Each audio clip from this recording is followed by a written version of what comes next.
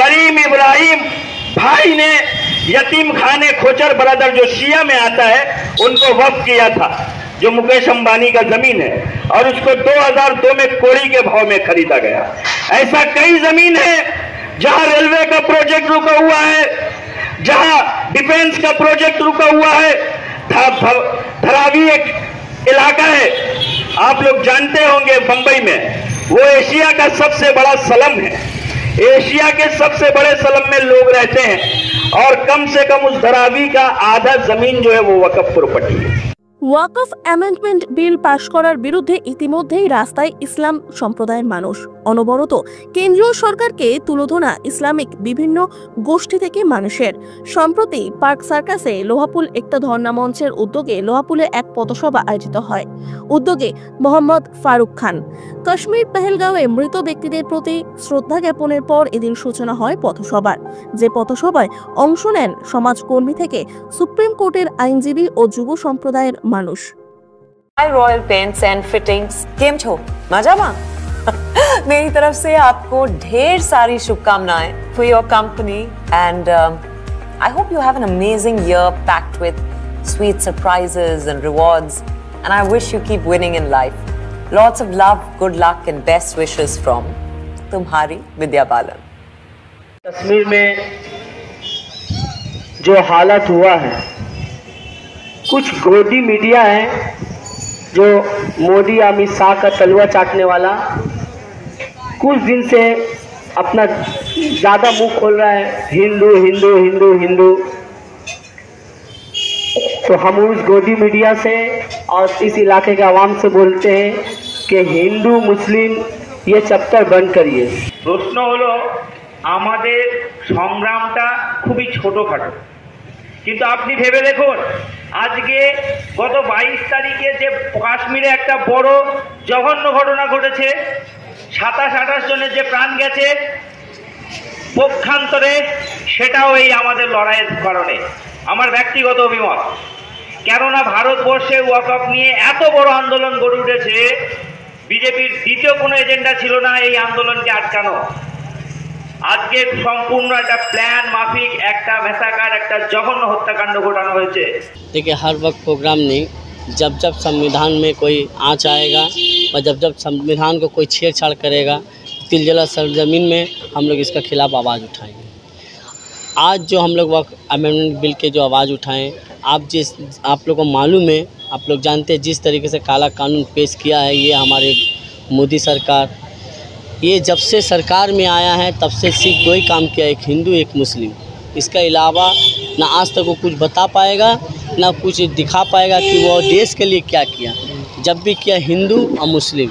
आज बताइए कि जब से हिंदुस्तान कायम हुआ, हिंदुस्तान में आज़ादी के लिए जितना हिंदू ने बलिदान दिया, उससे उतना हमारे मुसलमान में भी बलिदान दिया, सिख भी दिया, ईसाई भी दिया। हर तबके के आदमी मिल के ही देश को आज़ादी, तभी आज ये हमारा हिंदुस्तान कहलाता है। पर ये चंद दिनों में आके इस तरीके से हिंदुस्तान को बांटने की कोशिश कर रहा है, जो इसका कोई बात ही नहीं। आज जो कश्मीर में जो मरा है इसके लिए हम लोग बहुत ही तकलीफ़ है, दर्दनाक है, वो नहीं होना चाहिए। क्योंकि देखिए, कोई भी टेररिस्ट का कोई धर्म नहीं होता है, आतंकवादी का कोई जात नहीं होता है। अगर जात दिखाया जाता है तो सबसे बड़ा बात है, हमारे जो देश का जो बापू जिसका हम महात्मा गांधी जी का नाम से उनको मारने वाला एक हिंदू है, नाथुराम गोडसे। तो देखिए, आतंकवादी का कोई जात नहीं होता। देखिए, सबसे बड़ा बात है, बिल को तो हम लोग मानते ही नहीं हैं। इसके लिए जितनी आंदोलन करने पड़ेगा, जिस तरीके से जहाँ तक जाने पड़ेगा, हम तमाम आदमी एक होके हम लोग इसके लिए प्रोटेस्ट करेंगे। और एक तरफ हमारा जो नेशनल मीडिया है जो पैसा लेकर एक एक एंकर 500 करोड़ 300 करोड़ 200 करोड़ का मालिक हो जा रहा है 10-10 सालों में, पैसा लेकर सरकार की दलाली कर रही है। कल जो पहलगाम में जो हमला हुआ है उसका शोक व्यक्त करता हूँ इस पूरे मंच के तरफ से, और भगवान से और अल्लाह से ये दुआ करता हूँ कि जो मारे गए हैं उनकी आत्मा को शांति हो और जो बचे हुए जल्द से जल्द स्वस्थ हो और इनके परिवार वालों को सब्र और तहम्मुल दे। और देखिए आज मेरा ये वक्फ बिल का हम लोग का जो है प्रोटेस्ट हो रहा था और आप लोगों ने देखा होगा कि वक्फ एक्ट के ऊपर जो सुप्रीम कोर्ट में याचिका दायर हुआ और ऑनरेबल सुप्रीम कोर्ट ने जो सुनवाई की, तो आप लोग देखे होंगे कि 2 दिन में सरकारी वकील जो हमारे थे वो कोई सटीक जवाब नहीं दे पाए और सुप्रीम कोर्ट ने उनके ऊपर फटकार लगाया। हम लोग सुप्रीम कोर्ट से उम्मीद करते हैं कि हमारे पक्ष में फैसला होगा। और वक्फ बाय यूज़र ये क्लॉज क्या है, ये लॉर्ड डलहौसी का जो ये पॉलिसी है डॉक्ट्रिन ऑफ लैप्स कि कैसे किसानों का ज़मीन छीन कर, राजाओं का ज़मीन छीन कर ईस्ट इंडिया कंपनी को दिया गया। वही पॉलिसी में हमारे वज़ीर आज़म मिस्टर मोदी चल रहे हैं।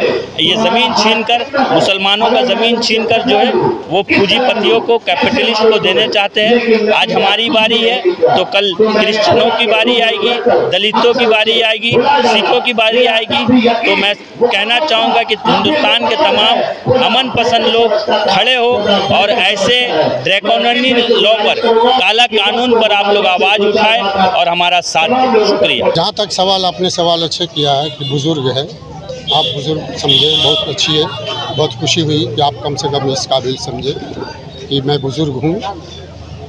बुज़ुर्ग ही के पीछे बच्चे लोग रहते हैं और ये लड़ाई इतनी जल्दी हार तो न मानेंगे नहीं। कल भी न माना था, आज भी नहीं मानेंगे और आने वाले दिन भी नहीं मानेंगे।